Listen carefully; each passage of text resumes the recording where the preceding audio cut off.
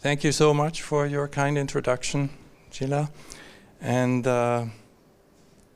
my gratitude for bringing me here, inviting me to be a part of this event, and my apologies for skipping the first day of the meeting. I was on business, academic business in Belgium the other day, and but I'm happy that I can be here at least for this second day of the conference, which unlike yesterday's program, which foregrounded translation and also very nicely foregrounded the IT dimension of this and stressed the interdisciplinary character of what we are discussing.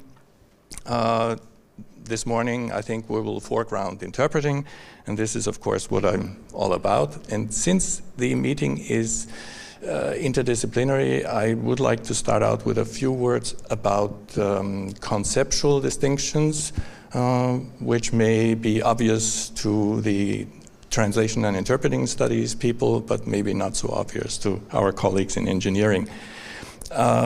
Basically, translation on the one hand and interpreting on the other. We, in some languages at least, English is more complicated, we bring them together under the umbrella term of translation. In English, we would say translation in the wider sense, in the broader sense. In German, we have the luxury of having a neologism created by a German scholar in the 1960s. We can say Translation, which is not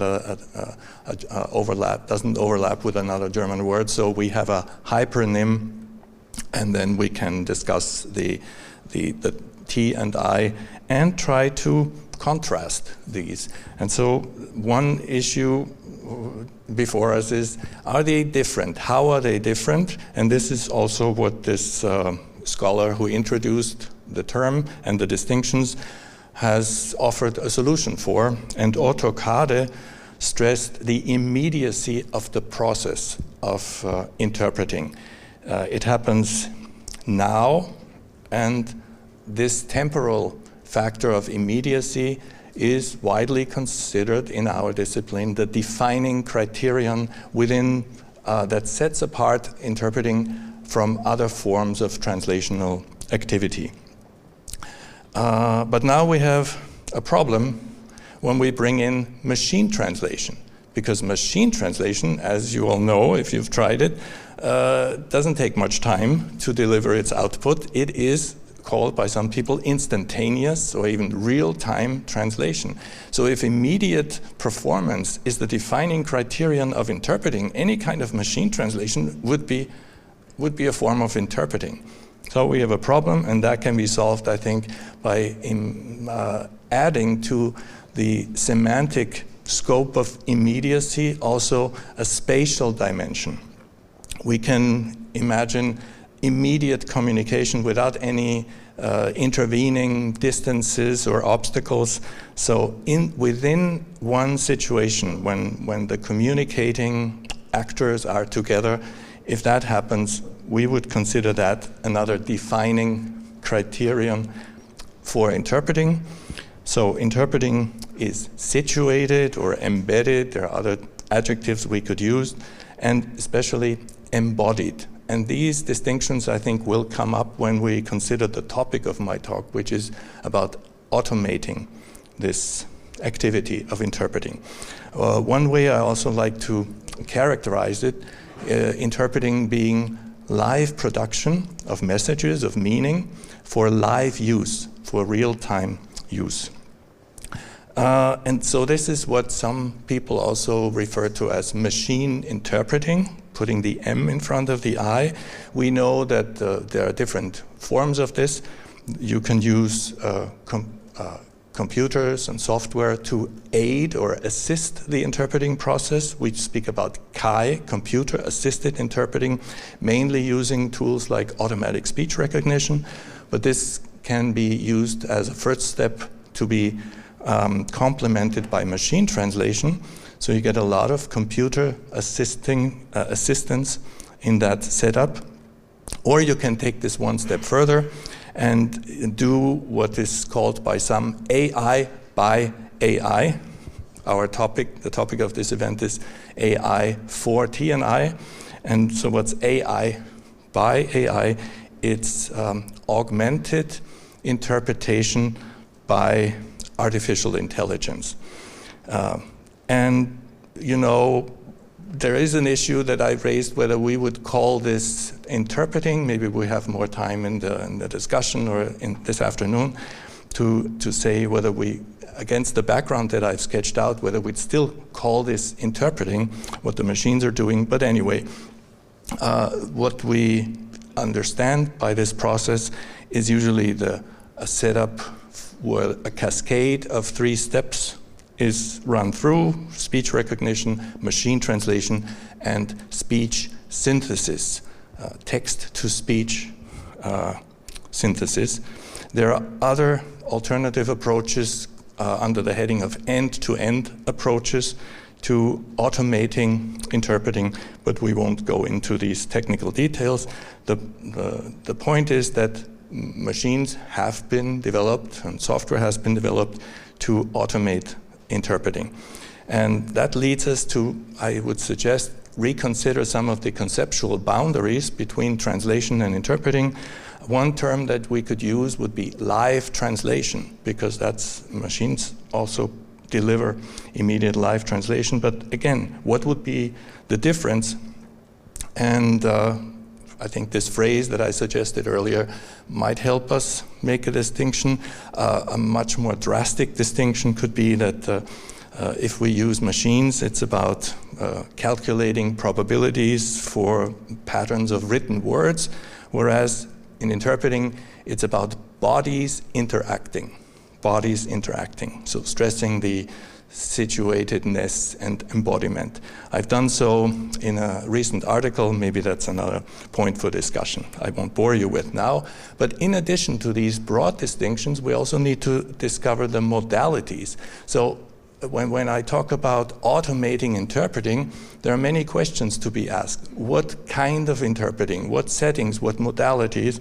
And this is what I'd like to say as a preface to my review of developments and a discussion of research. So we usually think about interpreting being from spoken to spoken. That's in the center, and that's also reflected in the terms we use when we try to automate interpreting. It's like spoken language translation or speech-to-speech translation. But there's also, as we know in interpreting, sight translation or sight interpreting that we teach our students, and we tell them this is part of the interpreter's toolbox. You have to be skilled also in sight translation or sight interpreting, which we consider part of it's a real-time interpreting process. There's also more controversial speech-to-text interpreting. At least in English, some countries have emerging professions engaged in this, but a lot of speech-to-text interpreting is actually done intralingually for deaf and hard of hearing persons. So we need to bring in not only modality, but also linguistic modalities, spoken or signed, as indicated here in this diagram. And then, of course, there is also a lot of variety in performing sign language interpreting, and that's also part of the scope of interpreting that we would want to automate maybe. So much for modalities, to which, as I've already mentioned, settings, different settings must be mentioned. There's a very rough distinction that I like to make between conference-like settings, like this one, there's a speaker, there's an audience, there's assigned speaker roles and listening roles, and dialogue interpreting, which this is a certain format of interaction which tends to be linked with different working modes of the interpreters. Typically for conference-like settings is simultaneous interpreting, the simultaneous mode, whereas we typically use what we call short consecutive as the mode for dialogue interpreting. So my point is that there are all these variables and distinctions that make interpreting a very rich and diverse concept, and that needs to be taken into account when we talk about automating this activity. So a few words about the development of this automation. started actually in the 1980s.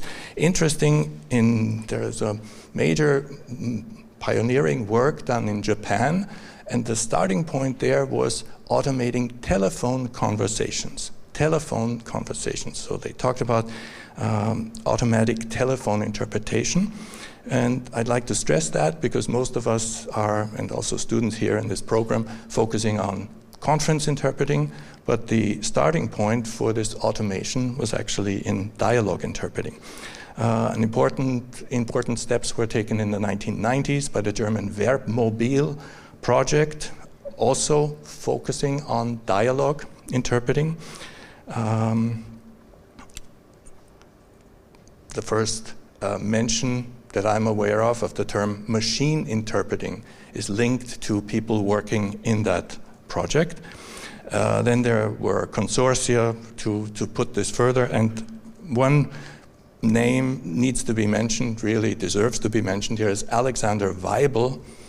As you can see here, Alexander Waibel, who was much of a driving force behind these technological developments.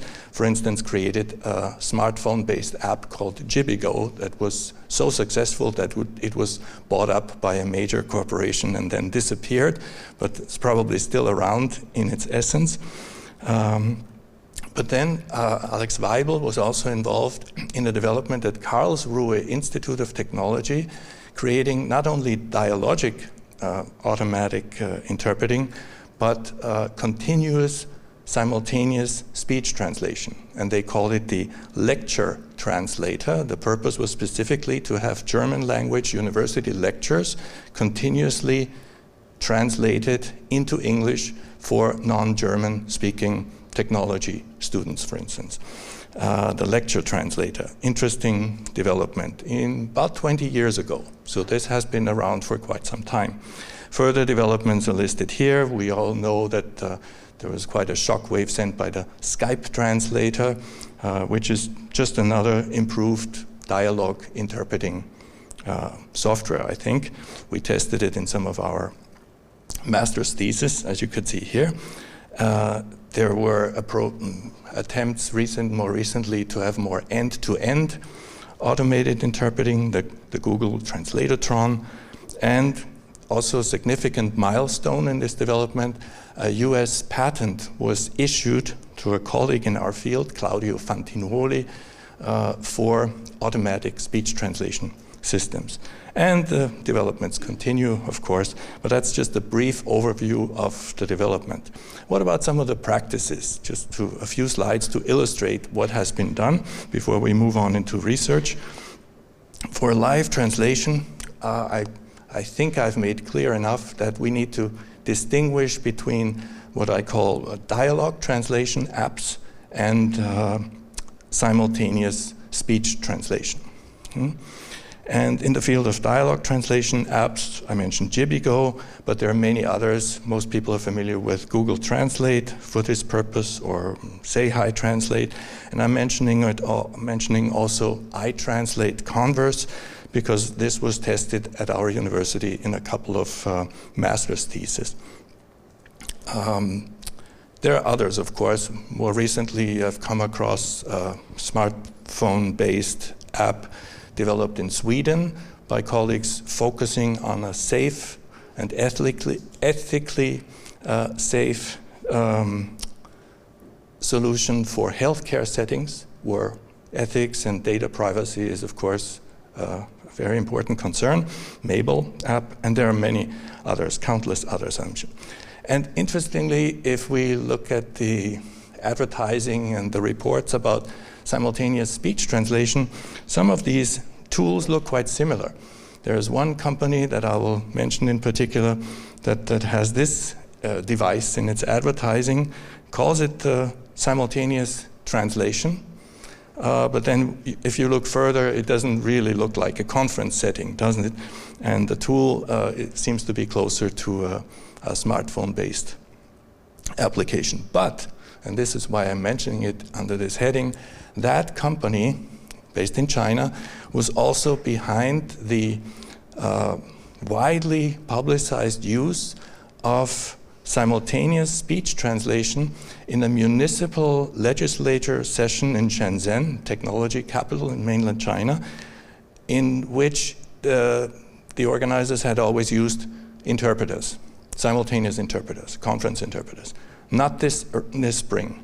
This spring, that session was done completely through automated interpreting. You can see screens here covering the speech to text part, but you can also see people wearing headphones, and they get the synthesized voice, speech to text, text to speech, synthetic voices. And that was widely reported also by Global Times. Here's another image of that. And it really sent shock waves through the very large simultaneous conference interpreting community in mainland China and in other countries as well. So maybe this is symbolizing the tipping point that the end of human interpreters, as they call it, and maybe machines taking over. But we'll see about that. In an example closer to home, doesn't have to be China, there's a company in Italy also advertising this kind of facility. And if you go to their website, you can see a journalist conference, a lady there on the podium speaking English, and you get speech to text, simultaneous translation into, in this case, Italian. But the Italian is also covered by text-to-speech synthesis, so you can listen to what the lady is talking about in English in Italian. So this is an automated version of conference interpreting. Research. This is the situation. What do we do? What's the challenge? Well, since we're here in an interdisciplinary event, the challenge for our friends in the engineering departments, the IT crowd, is obvious. There is still a lot to be done to work on latency and speaker identification and consistency of terminology use. There is a long list of issues that still need to be resolved, as we know from some largely anecdotal reports about how good and how well these systems of automated interpreting are managing to perform. And what's the challenge for the other group assembled here, for the interpreting scholars? I would say, in a word, evaluation, interpreting quality assessment, if you will. And how do we do this? I'll say more outspoken words about this maybe in the panel discussion, because I don't think we have a straightforward answer. What really are the criteria that we would need to apply? What are the metrics to be used? Do we have established methods for assessing the quality of interpreting? There's quite a number of question marks here, but that is really the challenge before us if we want to engage in evaluating the performance of these systems. A few words about research that has been done to date. This part could be much longer, but I think in the interest of time, I'll run through this more quickly just to give you an idea of what sorts of studies and what sorts of criteria. And when I show these examples, just maybe focus on the metrics, the criteria that have been used, the methods, and there's a great diversity in that. This is not intended as a detailed presentation or literature review. Again, though, in research we have to make a distinction between these two dimensions. And I found an interesting paper by medical communication scholars a long time ago, given these recent developments in 2012, stressing that when we evaluate what they rightly, I think, call speech-to-speech translation, we should focus not only on the word-for-word accuracy, but on the intended meaning. But two things. First of all, this is only an abstract that's published, and I never found access to the full paper. And even from the abstract, we can tell that they still looked only at the transcribed words and judged whether the intention was covered, was carried over.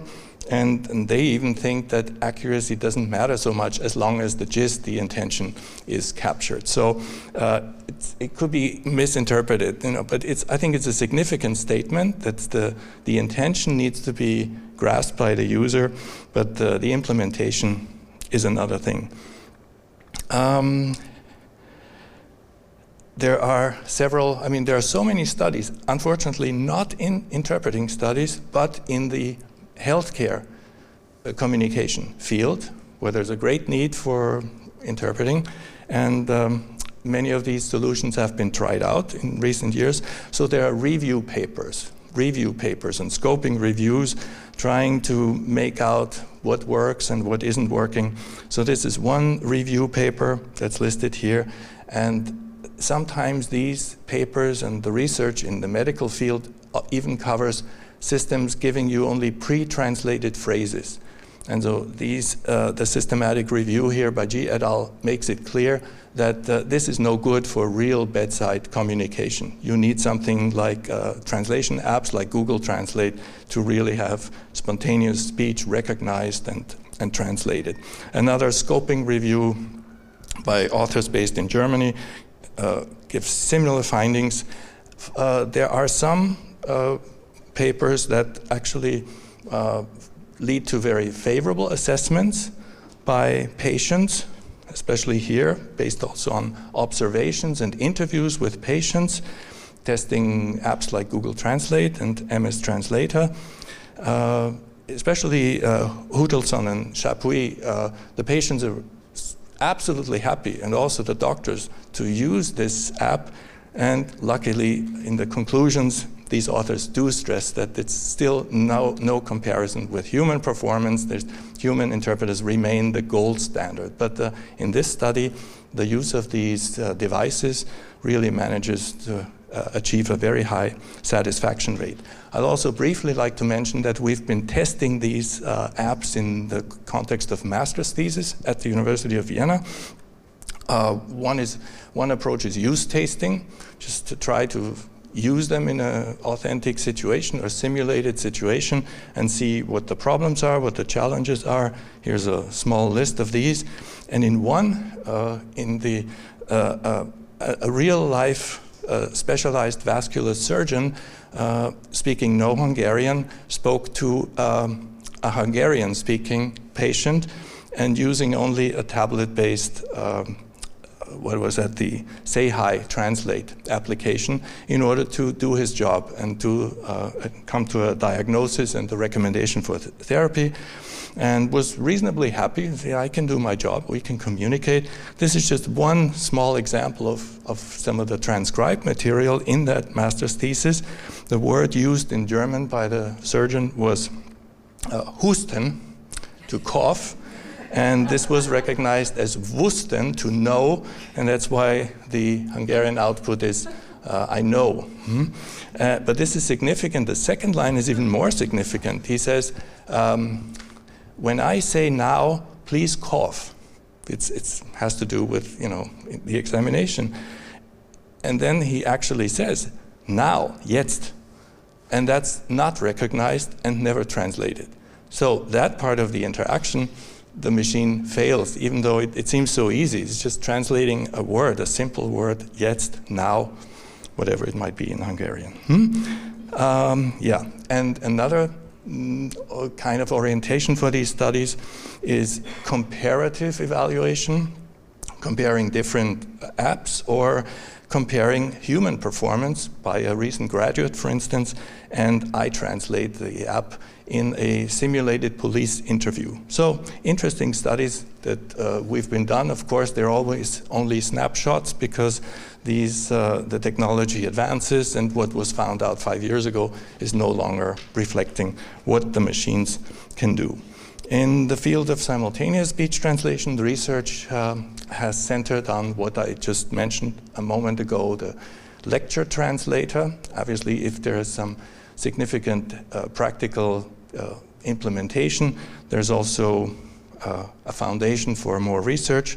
The developers themselves, Fügen et al., Alexander Weibel involved, tried to assess the quality of that system. Another team worked with a lecture translator. But I'd like to, when you look closely at their criteria, they say we analyzed fluency, and we're happy about that. We think, yes, fluency, that's an important criterion in interpreting, but then you looked at sub-criteria of fluency as things like overall quality or comprehensibility.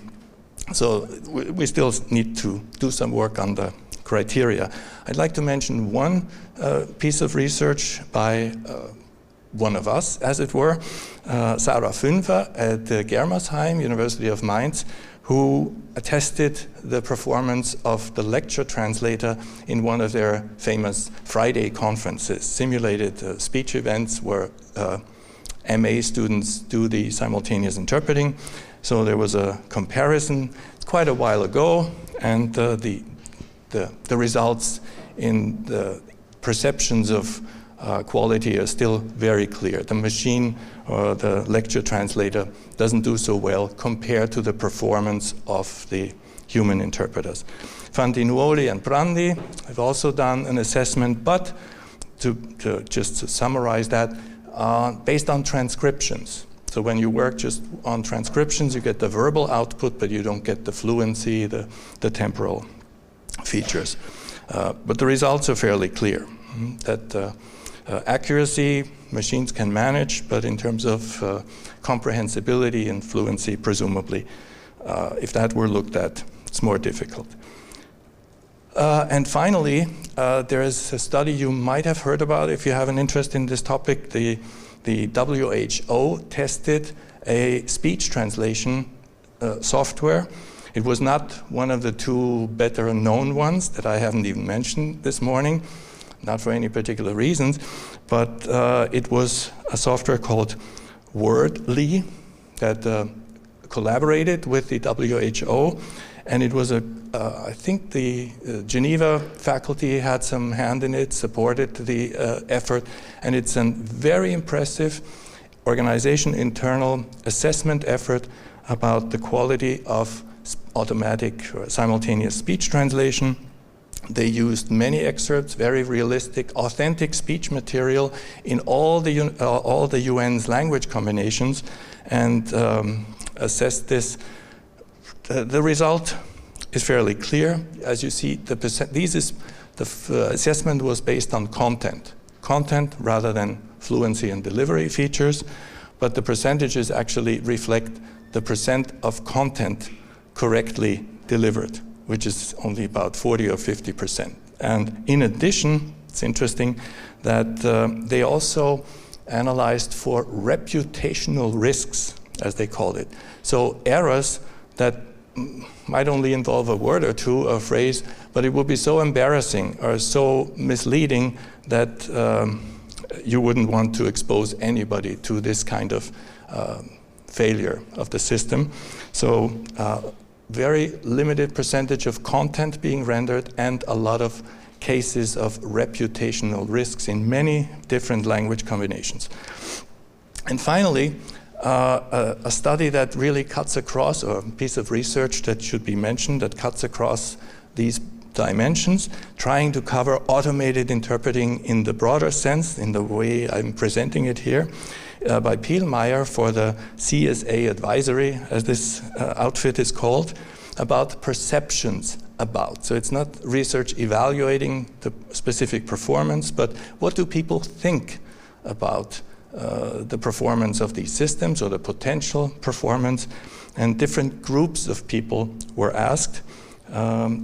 Different types of automated language solutions were investigated, but this included what they called automated interpreting. So this is a list of the themes about perceptions. You know, is it ethical? Is it appropriate? Is it accurate enough? And I won't go into those. They are pretty obvious, I think, at least to some of us in the interpreting community.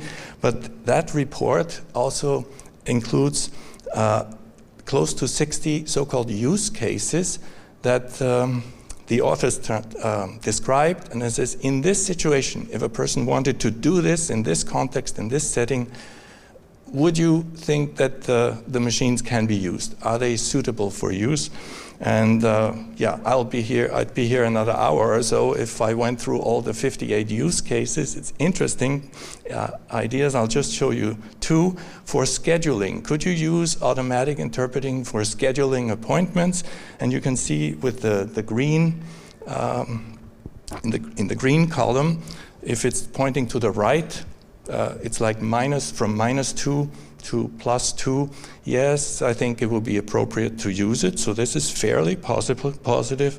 But in practically all the other use cases, from educational to social service to healthcare to legal to whatever you could think of, there's a lot of creativity that's gone into devising these potential use cases for automatic interpreting. The picture looks like that. And it's interesting, the only group of respondents are rather favorable are the developers of the software and students and retirees. I don't know where that puts me. Anyway, so to come to the conclusion here, the challenge for research, I think, is to go beyond perceptions, with all due respect to this fabulous research effort, but we need to look at the actual performance, the quality assessment in real life settings and use cases, and we need to do this in a comparative fashion. So my proposal would be to look at quality, especially in a situated way, as suggested by Nadia Grbić in an important article on constructs of quality. Quality as fitness for purpose. It's no use looking only at translational performance, whether it's complete and accurate, but we need to bring in user perceptions, as indicated by this medical journal article in 2012. Does the user grasp the intention of the meaning to be conveyed? So we need to figure out ways of assessing fidelity, fluency, and the formal quality of expression, but we also need to survey, test, question, interview the users in these authentic or simulated settings. Is that doable? Is it easy? Well, one of the key figures in our field, Claudio Fantinoli, tells us it's time-consuming, labor-intensive, and all of that. Well, should we be deterred? No, I don't think so. It needs to be done. So I conclude, as I've said, basically we need to make the relevant distinctions when we talk about automating, interpreting. Some of these distinctions have become blurred. There is a diversity of research, but a lack of established quality assessment, metrics, and standards. And we need to develop these. I hope we could work together, collaborate in developing these quality assessment methods. Quality should be based not only on accuracy of verbal renditions, but user perceptions. And on that note, I hope more of this can be done in the future. Thank you very much for your attention.